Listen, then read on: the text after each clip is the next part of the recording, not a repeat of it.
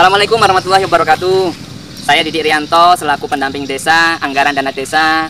Sore ini akan bincang-bincang santai bersama pemerintahan Desa Pematang Tinggi, yaitu bersama Bapak Kepala Desa, Bapak Andi Agus Setiawan. Assalamualaikum, Pak. Waalaikumsalam, Mas Didik. Sehat, Pak? Alhamdulillah, sehat-sehat terjadi. Alhamdulillah. Baik, Pak. Di sini saya akan minta waktu sebentar aja, Pak. Ya, baik. Kita diskusi terkait pandemi yang kita alami saat ini, Pak. Baik. Jadi apa saja sih yang dilaksanakan pemerintahan Desa Pematang Tinggi terkait pandemi ini COVID-19 ini, dan apa saja yang isu-isu sama ini sudah terjawab atau belum oleh yang dilaksanakan pemerintahan Desa Pematang Tinggi? Baik.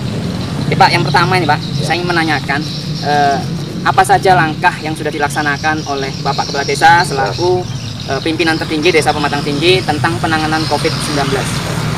Baik, jadi sedikit kita bercerita mengenai langkah-langkah yang telah kami ambil mulai dari bulan April kalau tidak salah. Pandemi COVID ini mulai masuk ke Provinsi Riau. Jadi pertama setelah mendapatkan instruksi dari pemerintah pusat dan diteruskan oleh provinsi dan kabupaten, langkah pertama kami membentuk tim satgas. Jadi sesuai dengan perintah kepala daerah ataupun bupati kita membentuk tim satgas penanggulangan COVID-19 ini yang berjumlah sekitar 23 orang. Relawan, Pak, ya? Relawan COVID. Dan 23 orang itu sesuai dengan peraturan yang ada. Jadi ada dari unsur-unsur desa dan juga lembaga desa dan semuanya yang terkait di desa ini. Kami telah membentuk tim relawan COVID-19 itu, dan pekerjaan mereka yang pertama itu mendata masyarakat kita yang dari bepergian jauh, jadi yang termasuk ODP. Jadi bepergian ke zona merah, Pak, ya? Ke zona merah itu kita masuk ke Pematang Tinggi, kita data dulu. Ya, betul. Kasih dengan syarat-syaratnya apa aja terkait yang akan dilaksanakan menjadi ODP. Ya, sesuai dengan protokol COVID. Jadi yang telah datang dari bepergian jauh, baik itu keluarga dari salah satu masyarakat ataupun anggota keluarga ataupun saudara yang masuk ke sini, itu kita karantina mandiri selama 14 hari. Dan selama 14 hari itu tidak kita biarkan begitu saja, Mas Dede. Jadi apa aja, Pak? Tim relawan COVID itu selalu mengecek. Jadi kita selain penyemprotan desinfektan ke fasum, ke fasilitas umum, kita juga rutin penyemprotan itu ke rumah-rumah ODP. Jadi yang selama ini orang berpikir kalau dari ODP nanti dijauhi, itu tidak kalau di desa kita. Di desa kita setiap 4 hari sekali itu tim itu datang ke rumah. Tambah diperhatikan, tambah diperhatikan lagi. Selain penyemprotan desinfektan ke rumah ODP, ada juga pengecekan kesehatan.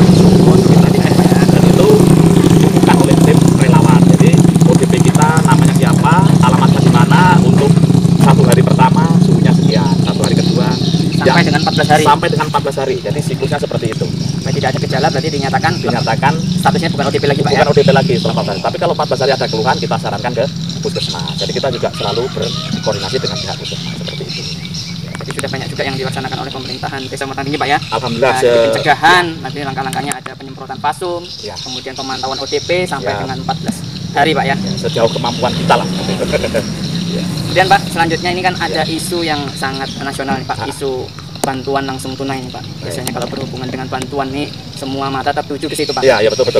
Sangat isu strategis juga ini. Jadi apa sih yang sudah dilaksanakan, Pak? Apakah sudah mengikuti instruksi yang diinstruksikan pemerintahan pusat, baik dari Kemendes, Kemensos, maupun ada Kemendagri, ataupun dari pemerintahan daerah maupun dari surat bupati? Apakah sudah dilaksanakan, Pak, mengenai bantuan langsung tunai untuk masyarakat yang terkena dampak COVID-19? Baik, terima kasih. Jadi kita pemerintah desa Pematang Tinggi selalu update untuk peraturan-peraturan yang ada ataupun instruksi-instruksi dari pemerintah pusat. Namun ketika masih dari pemerintah pusat, kita tidak telan begitu saja, Mas. Jadi kita tentu menunggu daripada turunan instruksi itu menjadi instruksi dari Pak Bupati. Jadi awalnya kita kan mengikuti surat dari Menteri Desa dan Pembangunan untuk nomor surat 1261 14 April 2020. Itu kita sudah memegang. Habis itu kita mengumpulkan tim relawan COVID tadi yang 23 bersama dengan Bapak RT RW. Kita memverifikasi masyarakat miskin kita yang sesuai dalam surat ini, di luar PKH, di luar BPNT, itu kita kumpulkan semuanya masyarakat melalui usulan Bapak RT RW. Setelah dapat semuanya masyarakat miskin, setelah itu muncul lagi surat, karena memang bertahap suratnya kan. Ada lagi yang surat dari Bapak Bupati nomor 440 bulan Mei tanggal 2020. Nah, itu kita ikuti juga. Di situ dibunyikan bahwasanya calon penerima manfaat BLTDD yang terdampak itu ada 3 syarat lagi. 3 syarat, Pak. Nah, ya seperti itu. Yang salah satunya masyarakat miskin kita yang kehilangan mata pencarian, masyarakat miskin kita yang di dalam keluarganya itu ada yang sakit menahun, dan juga masyarakat miskin kita yang di PHK dari pekerjaannya. Jadi dari sekian masyarakat miskin kita itu kita ambil lagi yang terdampak ini, Mas Didi. Jadi kita tidak menyebarkan semua untuk masyarakat miskin, enggak, tapi kita tetap mengikuti peraturan dari Bapak Bupati tersebut. Jadi akhirnya itu sudah dapat, dan alhamdulillah kita sampaikan ke Bapak RT RW, dan yang memverifikasi itu langsung Bapak RT RW-nya masing-masing. Data dari RT, Pak, verifikasi Pak RT juga. Pak RT didampingi oleh pemerintah desa. Pak RW, Pak Kades juga, Pak ya? Ya, betul. Sama tim juga ya, tim pendataan.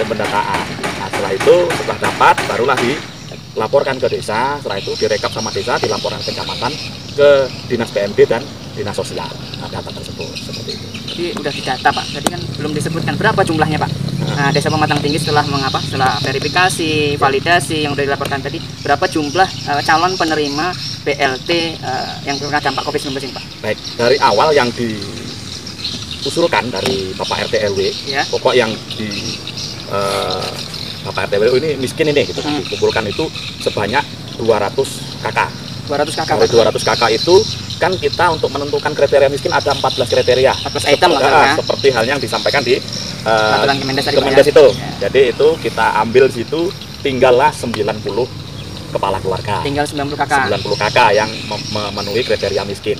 Nah, setelah verifikasi kriteria miskin itu dapat, kita 90 KK, muncul lagi surat Bupati tadi, Pak ya. Tadi itu untuk miskin yang terdampak ada 3 poin tadi. Salah satu dari 3 poin itu dapat, makanya kita verifikasi lagi, kita panggil lagi tim tersebut, RT RW, tokoh, dan tim satgas tadi kita panggil, kita verifikasi lagi, dan akhirnya dapatlah 24 kepala keluarga yang mendapatkan BLTDD untuk Desa Pematang.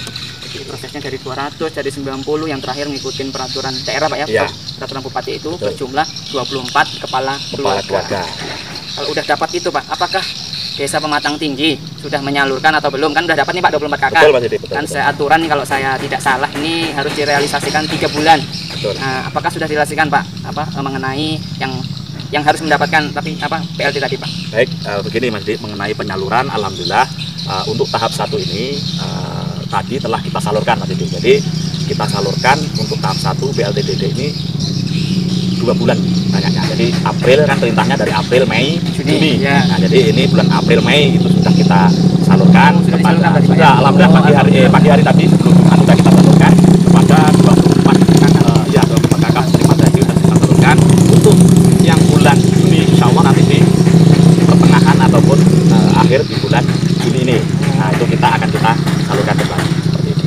Dapat disimpulkan bahwa pemerintahan Desa Pematang Tinggi sudah menyalurkan periode April, periode Mei, Pak ya. Ya. Jadi tinggal 1 bulan lagi, itu hak masyarakat, Pak ya. Hak masyarakat. Jadi yang sekarang isunya ini kan ada yang dipotong, ada yang tidak disalurkan sampai 3 bulan, bahwa ini pernyataan dari Pak Kepala Desa bahwa akan disalurkan pertengahan Juni ataupun akhir Juni, pokoknya Juni, Pak ya. Pokoknya Juni kita salurkan. Oke, mungkin ada pesan-pesan, Pak, yang perlu disampaikan mengenai selama pandemi ini, dari proses pencegahan sampai dengan pembagian BLT ini. Mungkin ada isu lagi new normal kan nanti, mungkin pernyataan pernyataan dari Bapak, mungkin pesan untuk Desa Pematang Tinggi, Pak. Baik, ini masih kami sampaikan bahwasanya untuk pencegahan, untuk penyaluran dan segala sesuatu yang terkait dengan COVID-19 ini, alhamdulillah Desa Pematang Tinggi semua sudah melaksanakan. Dan alhamdulillah khusus untuk masyarakat Desa Pematang Tinggi sampai saat ini aman terkendali, baik dari virus tersebut maupun kegiatan-kegiatan. Memang kalau kita berbicara penyaluran dana, penyaluran BLT, kalau kita memakai rasa, itu kita memang banyak warga kita yang memang belum bisa kita berikan. Tapi kita memberikan bantuan dan segala sesuatunya itu bukan berdasarkan rasa, tapi kita berdasarkan data, peraturan-peraturan yang kita terima. Karena apapun yang kita salurkan itu tetap akan kita pertanggungjawabkan. Jadi artinya kita menyalurkan sebanyak 25 itu bukan seperti berita-berita itu seperti medsos yang dekat kepala desa lah, yang dekat sama RT RW dan segala sesuatunya, tapi kita pure murni hasil verifikasi RT RW, kepala dusun, tokoh, dan juga tim relawan COVID. Dan pemerintah Desa Pematang Tinggi mengambil langkah-langkah sesuai dengan peraturan-peraturan tersebut, karena kita juga berpikir terkait ke belakangnya, Mas Didi. Karena semua sekarang silakan salurkan, silahkan salurkan. Akan tetapi di belakang kita ada nanti yang akan mengawasi dan akhirnya pemeriksaan. Apapun yang kita keluarkan dari dana-dana tersebut, tentu kita berakhirnya akan pemeriksaan, dan pemeriksaan itu berdasarkan bukti-bukti yang memang betul harus sesuai dengan aturan-aturan dan jangan sampai tidak tepat sasaran. Itu nanti akan menjadi polemik di belakang hari ketika kita pemeriksaan. Dan satu hal lagi kami sampaikan, sebelumnya kami mohon maaf juga kepada masyarakat Desa Pematang Tinggi mungkin yang saat ini belum bisa kita berikan karena terkait aturan terkait aturan, bukan kita tidak mau, tapi kita tentu pemerintah Desa Pematang Tinggi mengikuti aturan-aturan yang ada. Jadi pemerintah Desa Pematang Tinggi sekarang ini bukan hanya berpikir bagaimana menyalurkan, membagikan uang dana desa, tidak Mas. Jadi kita berpikir jauh ke depan bahwasanya selain penanganan COVID yang tepat dan akurat serta bermanfaat, tapi kita juga harus berpikir target-target kita mengenai pembangunan desa ke depan. Jadi jangan sampai kita euforia kita untuk penanganan ini akhirnya target-target kita besok terpotong semuanya, tertunda ataupun seperti itu. Tapi kegiatan kita ini memang betul-betul terukur, ya kan, terukur dan juga terarah semuanya gitu. Makanya kita penyaluran sesuai dengan aturan-aturan. Jadi bukan berarti ketika dana ini kita siapkan untuk dana COVID ini sekitar 20-30% dari pagu dana desa, ketika kita salurkan 25 ataupun 24 kakak, sisanya diambil kepala desa, yang nggak seperti itu. Tentunya sisa daripada kegiatan tersebut ketika nanti selesai masa pandemi ini akan kita kembalikan lagi ke APBDes, kita kembalikan lagi ke pos-pos semula. Mungkin nanti ada beberapa kegiatan pembangunan yang tidak terrealisasi, dan itu sudah kami sampaikan kepada tokoh-tokoh masyarakat melalui rapat desa, rapat khusus kemarin tuh, bahwasanya ketika nanti ini kita melakukan penyaluran dana dan juga untuk penanggulangan ini, tentu konsekuensinya ada beberapa pembangunan desa yang akan terkendala, baik pembangunan infrastruktur, pemberdayaan, pembinaan dan lain sebagainya itu. Dan alhamdulillah sejauh ini memang